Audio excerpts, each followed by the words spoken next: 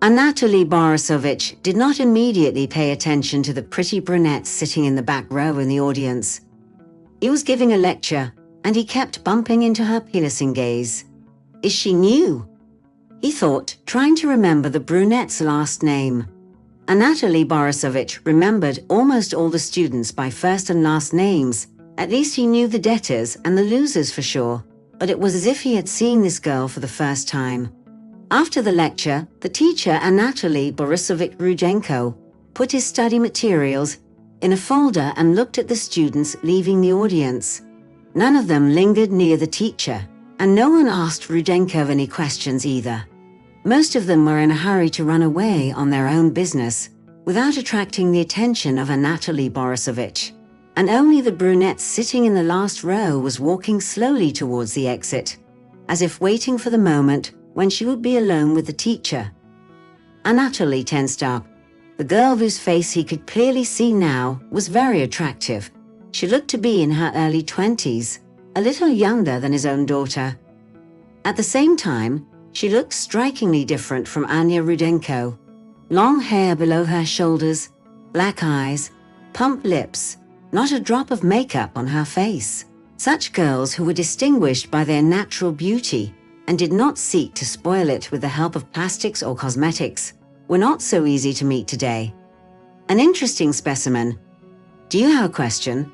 Anatoly turned to the student himself, seeing how she hesitated, as if hesitating to go to the exit or speak to the teacher. I've been listening to you all through the lecture, but I still couldn't come up with a question, the girl said shyly, and then smiled shyly. You explain everything so interestingly and clearly that not a single question came to my mind. Anatoly blushed. Wow, for the first time in his years of teaching, he was complimented. Of course, his colleagues praised him, the management appreciated him, but the students, they tolerated him with great difficulty, and only a few of them actually achieved any success in their work. And this girl amazed him with her words. It was a sin not to be embarrassed.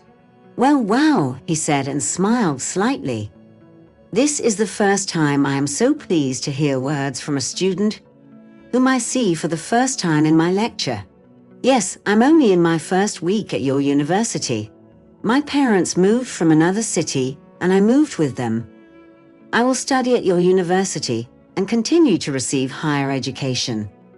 Do you like our city and our university?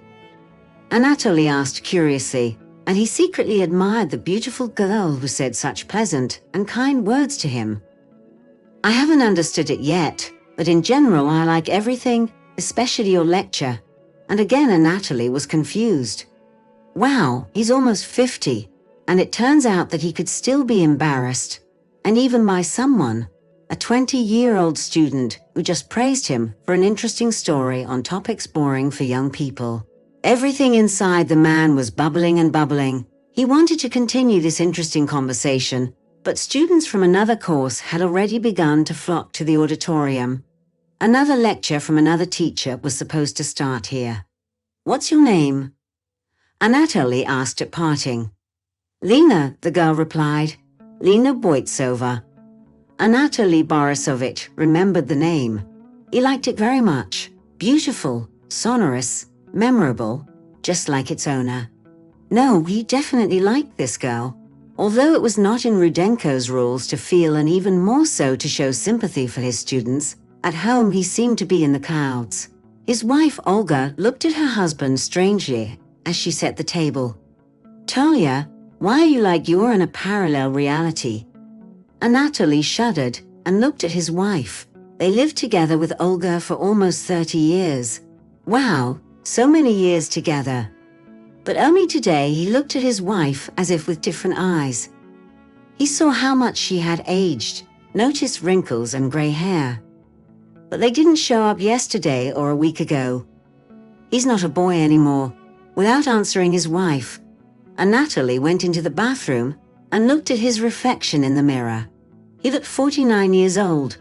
Bald patches appeared on his head. Grey hair had been for a long time. His stomach was sticking out. The skin on his neck was sagging. In general, Anatoly clearly did not look like a 40-year-old. much less a 30-year-old fellow. "Yes, you're getting old, brother," the man said to his reflection, and then turned off the light in the bathroom and returned to the table. I tried to drive away thoughts of a young student, talked with my wife about the past day, then discussed the life of my daughter, who now rented an apartment and lived separately from her parents. We agreed to stop by Olga's parents for the weekend and bring them groceries for the week. In general, household and family issues were being resolved, and during the conversation, Anatoly completely forgot about Lena Boitsova.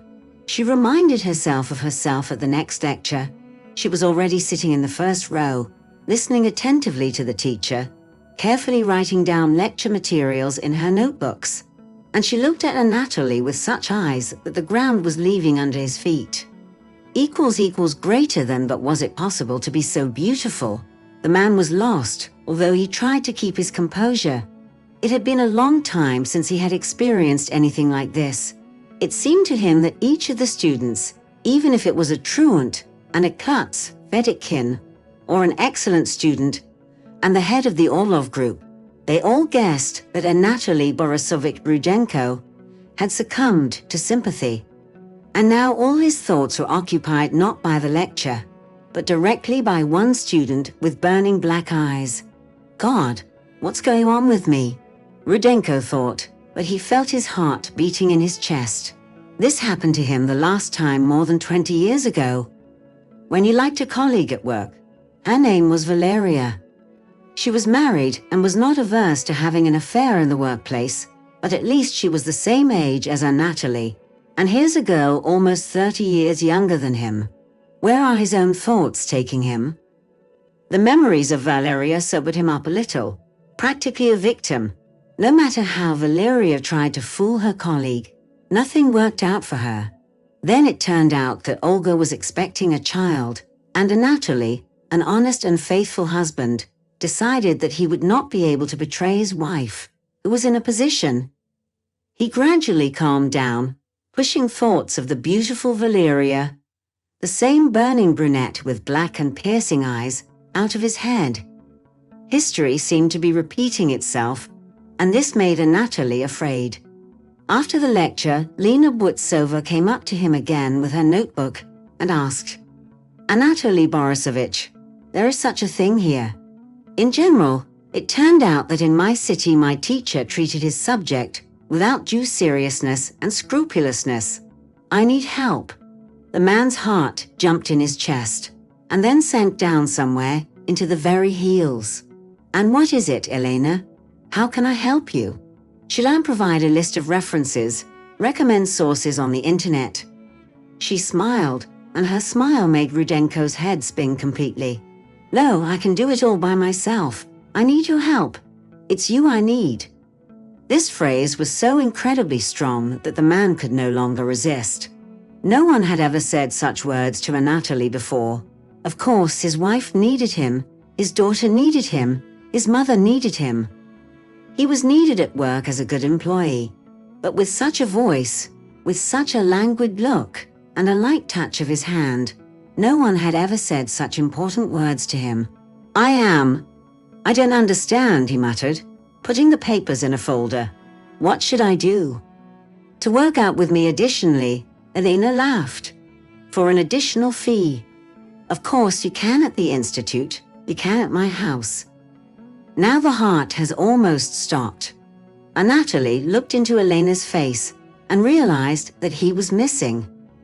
He fell in love in his old age, fell in love with a girl who was 30 years younger than him, who was younger than his own daughter. What a shame, and what sweetness was developing inside him. "I think it's possible," he said, trying to keep a serious and businesslike look. "But we need to figure out a schedule."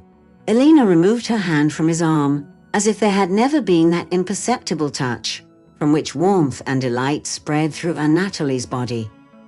He watched Elena go, and he stood rooted to the spot, almost not noticing the loud crowd of students rushing into the auditorium.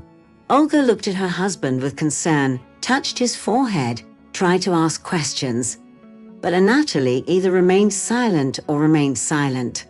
"I'm going to lie down," he finally said, and first he went into the bathroom, admired his reflection in the mirror again, shrugged his shoulders in disbelief, and went to bed. He lay there for a long time, looking into the darkness and remembering the face of the girl who looked at him with a look that made his heart stop in his chest. And then it pounded so hard that it was ready to jump out of his chest.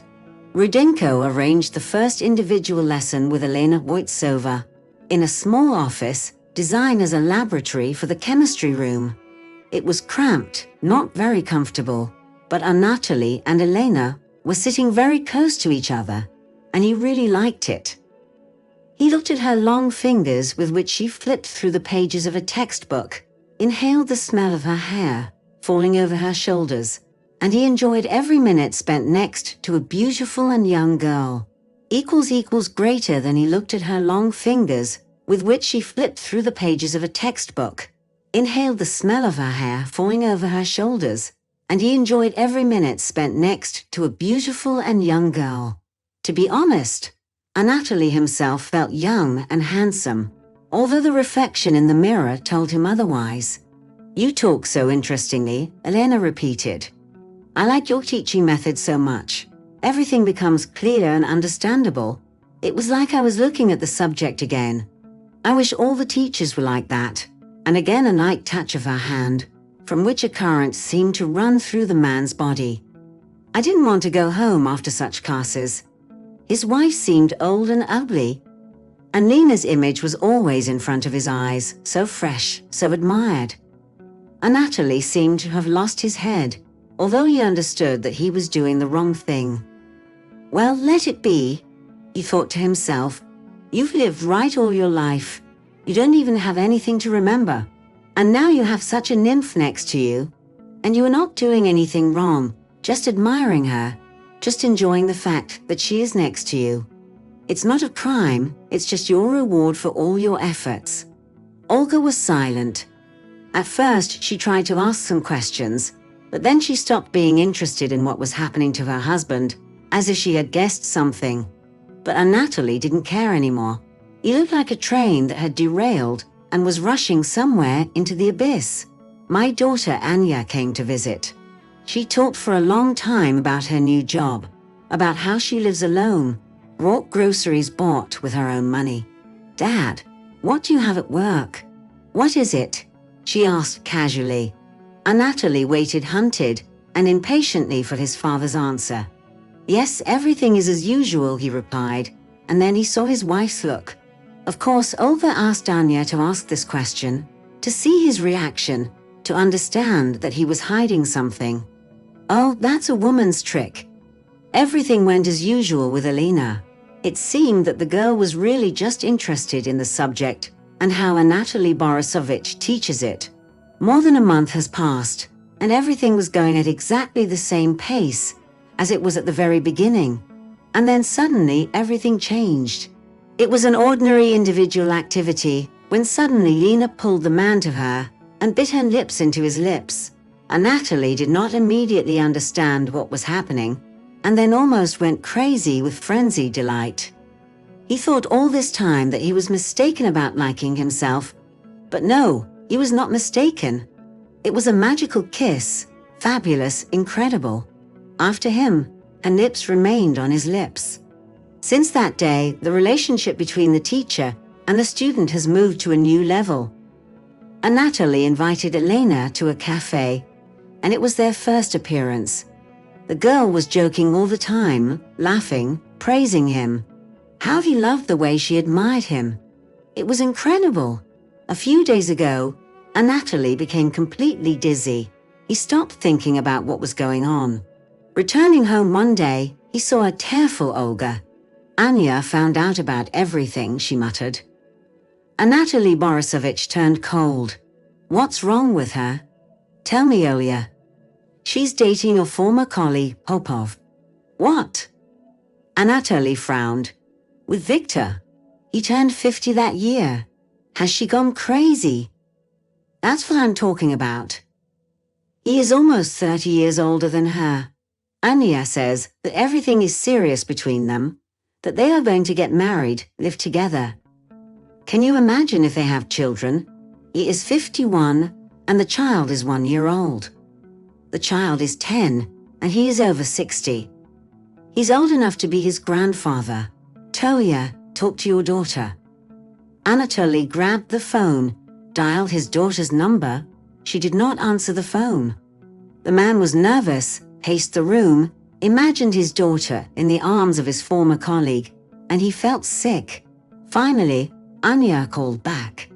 "Father, what do you want? Mom told me about everything." "So what? What's wrong with that? This is my life.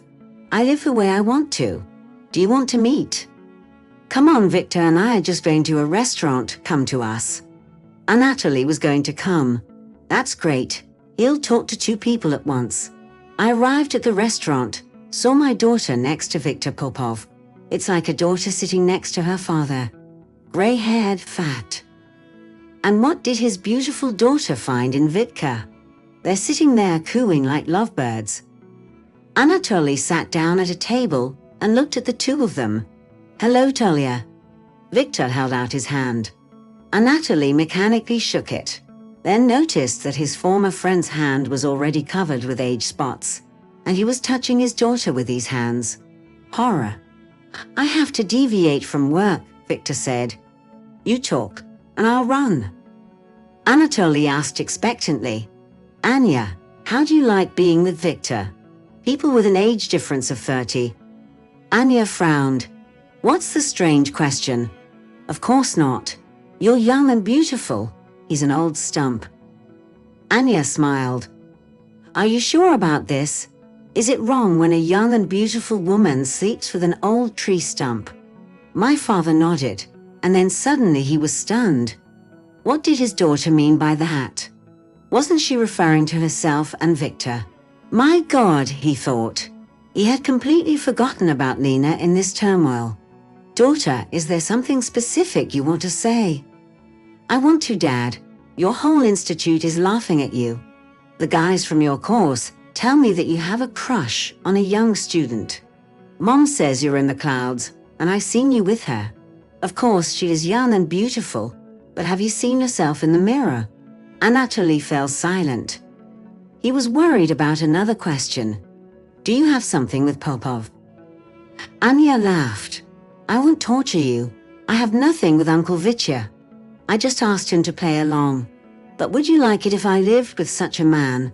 Slept with him? Had children with him? Don't forget that you have a family. You have a wife who will be very hurt if she finds out the truth that you are having an affair." "There's nothing serious there," Anatoly muttered. "This is a mistake. I'm really an old stump who just made up a fairy tale that he believed in." "Dad, don't ruin the girl's life, and don't break Mom's, and don't break yourself. It won't end well. You've just seen what it looks like from the outside. It's dirty and dirty." Anatoly Borisovich nodded, sobered up. A good remedy for sobering up was used by his young but very wise daughter.